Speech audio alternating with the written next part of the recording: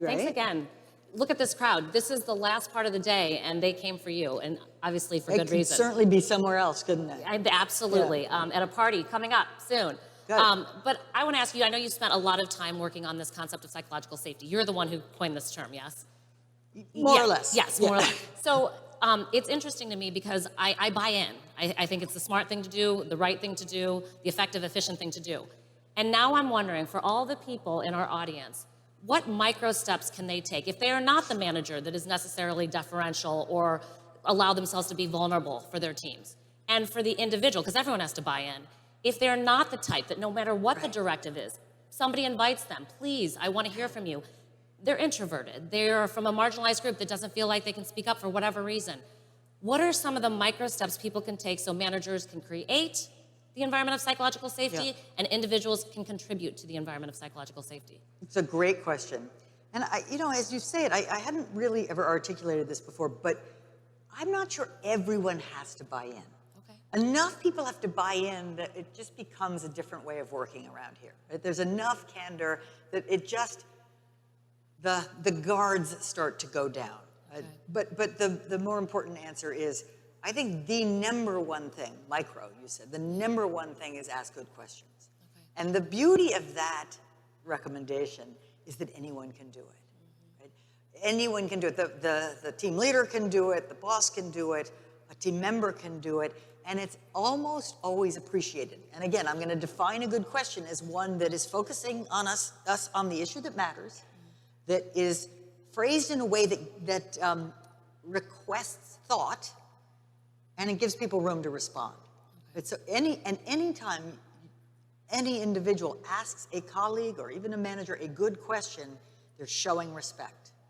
I'm interested in what you have to say. No, I absolutely, because I'm thinking to myself, it's one thing to say, oh, there's a problem and I have to tell you about it. But it's another to have a little bit of deference to the leader or to the associate and say, I have this question.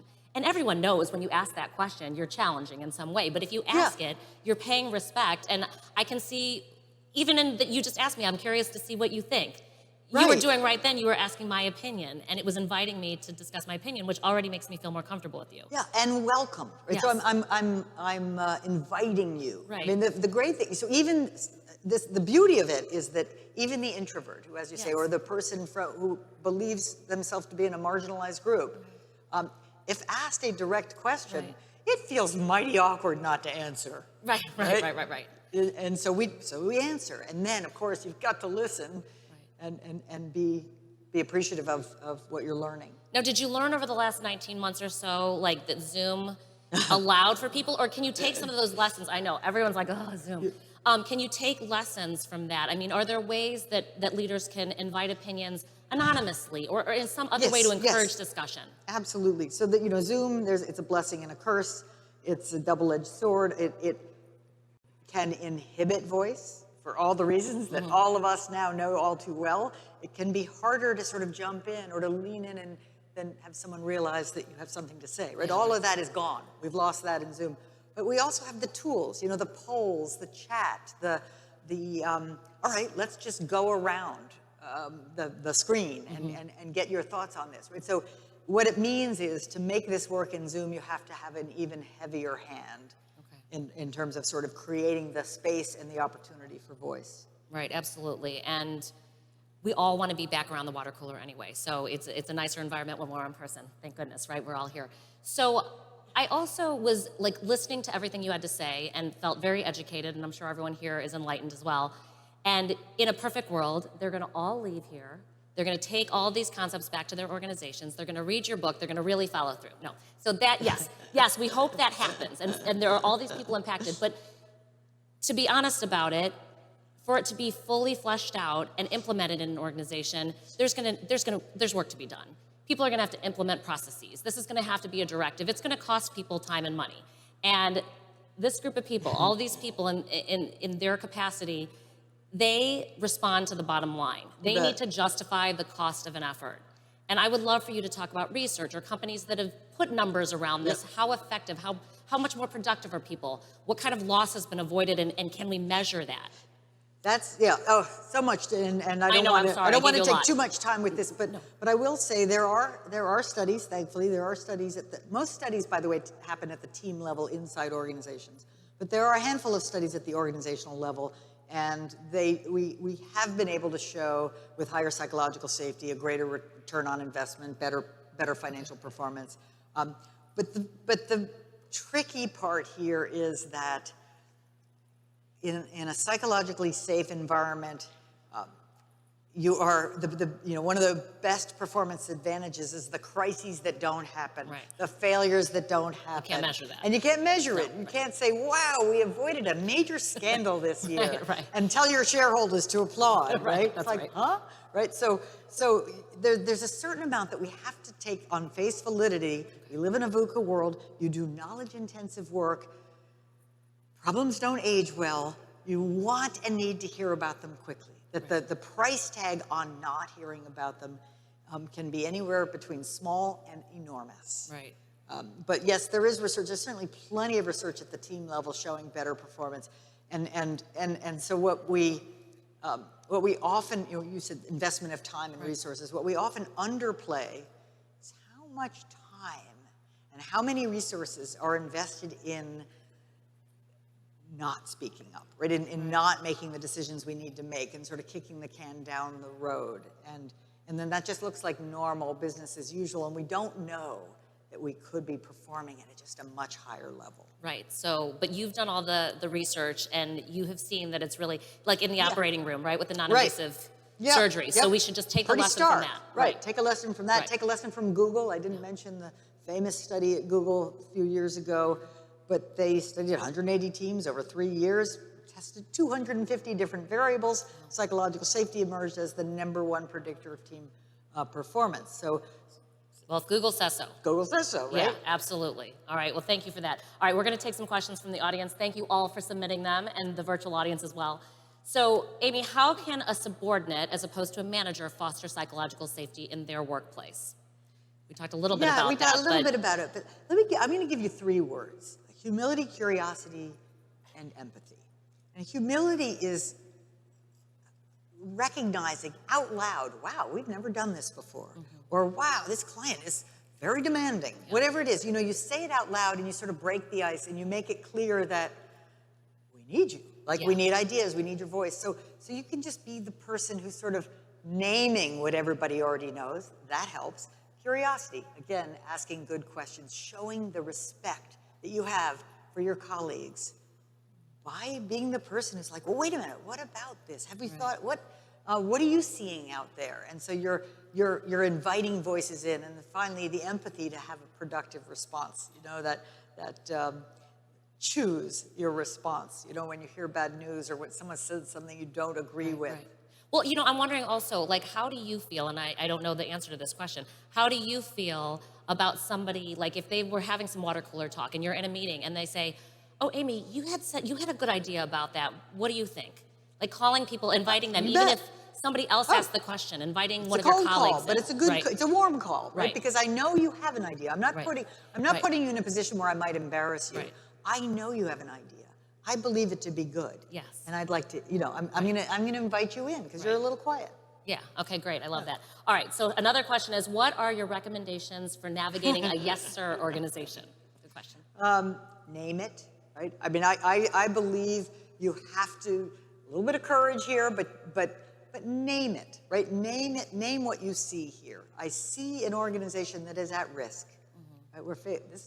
We're in this enormously uncertain context, and the yes, sir environment that I see creates risks. Now, I know that takes a lot of courage to say, but I think it's rather rational to say it. And please understand that more often than not, when you're in a yes, sir environment, they are not intentionally creating it. Right? It's habitual. It's been just around this way for a while, and people are just kind of doing it, as in that cartoon, as a matter of habit. They don't know what they're missing.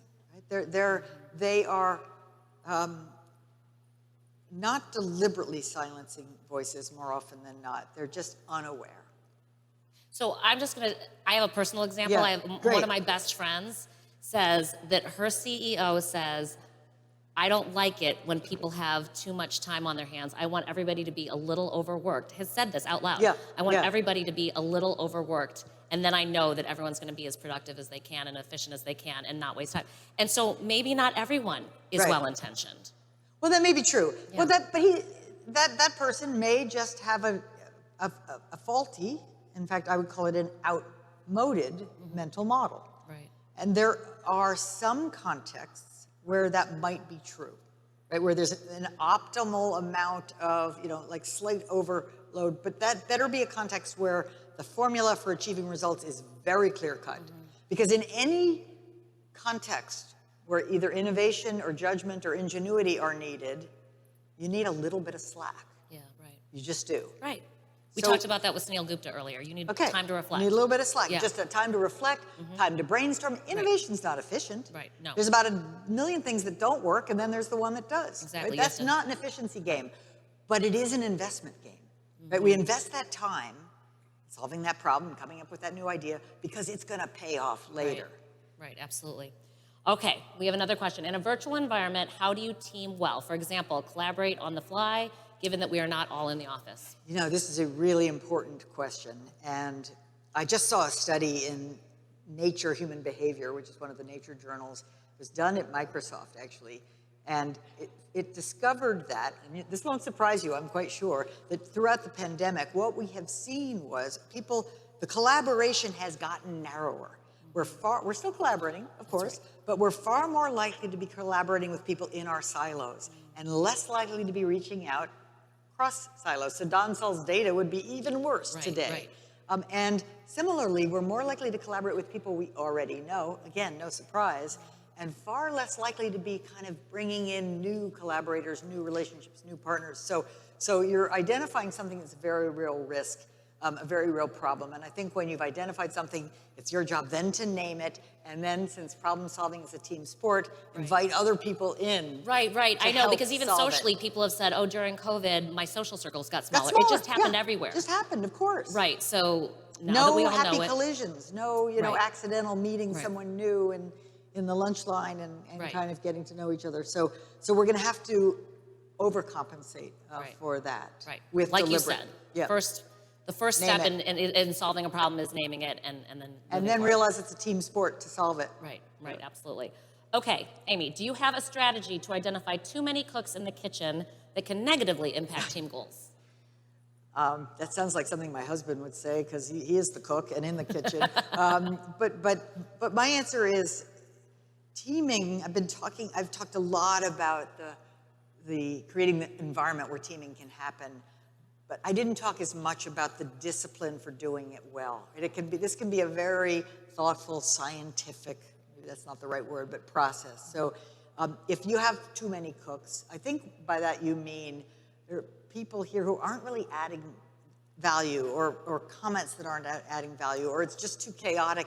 So again, name it, and let's figure out, who do we really need and want on this? No one will ever be terribly unhappy to be freed from a project, right? We're all on Excluded way from a too many meeting. projects. Yeah. The number, people who have been tracking this, the number of teams that people are on at work has gone way too high.